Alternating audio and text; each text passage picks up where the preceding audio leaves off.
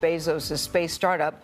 The billionaire and his brother flew on its first trip last month. That was July 20th. This time, 90-year-old William Shatner, we all know him as Captain Kirk from Star Trek, is going along for this ride.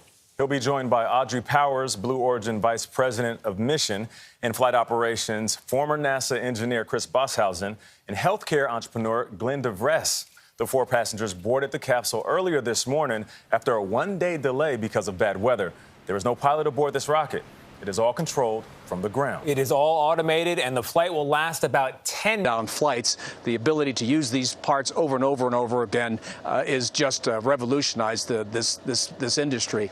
The other thing to keep in mind is this: William Shatner himself, he is clearly the focus of this mission. I mean, here he is admitting that he's both excited and nervous for this moment. He's 90 years old. 90 years old. He'd become the oldest person ever to go to space. And think about something: Star Trek television series.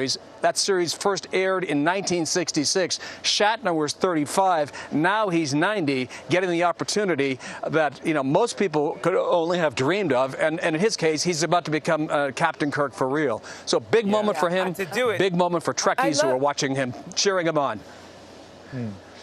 I love that he admitted that he was a little nervous. Most people don't do that. But to follow up on what Tony said, because I was with you, Mark, that day, July 20th, when they went up. And honestly,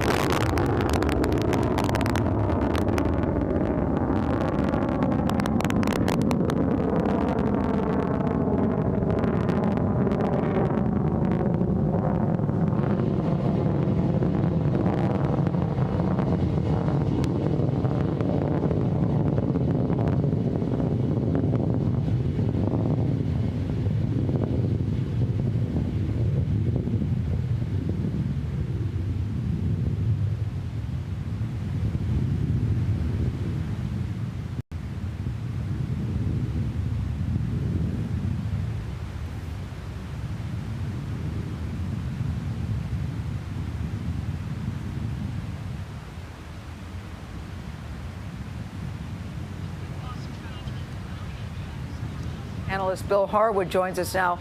Bill, we've just seen the liftoff. Boy, it's something to see when you see all of that heat and that energy and that thrust. Explain exactly what we're looking and how long before it separates. It'll separate very shortly. It only fires for a couple of minutes. It boosts the crew with an acceleration of about 3 times the normal force of gravity. That's similar to what you might experience on a roller coaster, a big roller coaster. And it's roughly the same thing shuttle astronauts used to experience back when NASA's orbiters were flying. But once the capsule separates, and that'll be coming up momentarily, the crew will be weightless about that point, all the way up through the top of that trajectory as it begins descending back to Earth. So quite a ride for Bill Shatner now that he's doing it for real. I know. How did that blast off look to you, Bill? Watching it on TV looked pretty good here as we're sitting here at 1515 Broadway. How did it look to you? No, it looked about the same. But I have to tell you, Gail, I tend to watch these things on television even when I'm here in person because those long...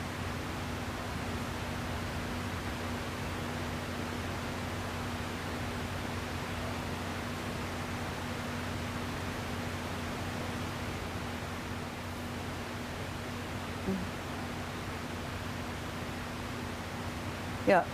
Bill, can you explain what we're looking at? I know we're expecting to see a separation. Right now, what exactly are we watching? Well, they have separated. The capsule's above the booster. You're seeing them both in the tracking camera. You remember when the engine shut down on the rocket, they both continue soaring upward, coasting upward, if you will, on a ballistic trajectory. So they're both going to reach roughly the same altitude, the booster a little bit less, and then, of course, it comes down on its own, and the capsule comes down on its own. But right now, the crew should be weightless. They've unstrapped, we assume, and are floating about the cabin. So they're getting that taste of space that you get on these suborbital flights. Bill, you were mentioning the space travel and bringing civilians into space, but the cost is around $250,000.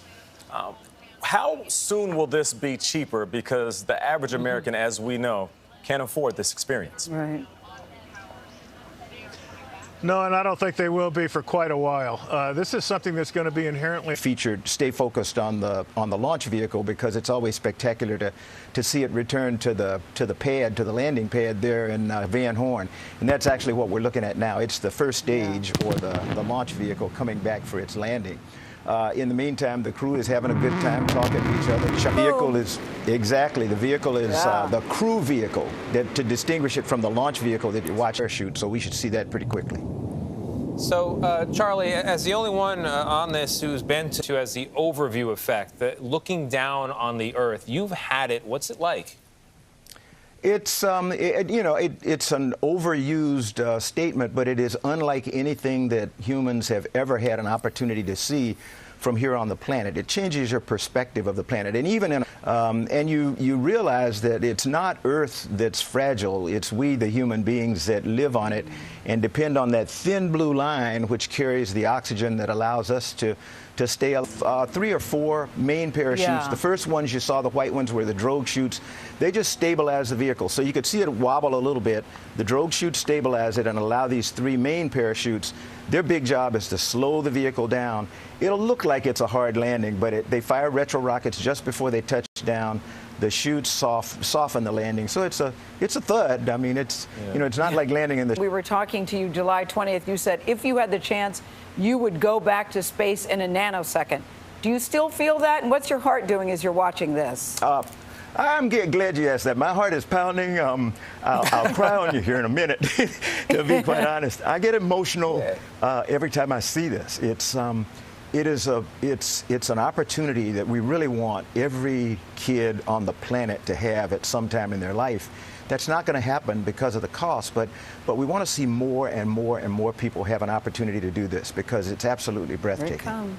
Well, Charlie, it might And my happen heart at is some pounding, point. to answer your question. Yeah. No, mine Mine too. Mine is too. You mentioned that thin blue line, that atmosphere that envelops us. We were talking earlier that it's Jersey Shore. The Jersey Shore is closer or is further away than outer space. It's only 62 miles up, and yet so far away at the same time. So they've got the 3 you know, shoots. Let's look. Yeah. Touchdown is coming. Wow. There you go. You're right. It does look like a thud, but you're saying it doesn't. It's not really as hard as it looks to our naked eye looking at it. It's not as hard as it looks. A couple of things you got to remember. You're out in West Texas. It's a dust bowl. It's like Bezos has another cause for a victory lap here today. But again, he was here. He's very involved. And when you get in, when Bezos It was one short flight for man. Is it one giant leap for the space tourism industry? Well, it's another big step. Every time they do this, they gain more and more confidence. They convince more and more people